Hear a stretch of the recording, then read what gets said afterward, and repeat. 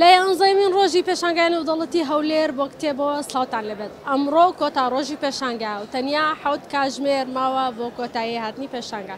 دەمەوێت پێتان بڵێم لە کاتژمێر 8 ئەم شەو دەرگاکانی پێشانگا دادەخرێن و ئەم گەشتە فراوانەی بۆ ناو جیهانی کتێب دەستی پێکردبوو لە شاری هەولێر کۆتایی دێت.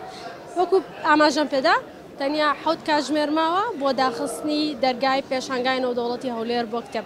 بۆیە گەر تاوەکو ئێستا سەردانت نەکردووە لەم چەند کاتژمێری داهاتوودا دەرفەتێکی باشە بۆ ئەوی بێ بۆ ناو پێشانگا و سەردانی ئەم کتێبخانە گەورانە بکەی کە زیاتر لە 1 ملیۆن ناونیشانی جیاوازیان بە چەندین زمانی جیهانی بە زمانی کوردی تێدایە.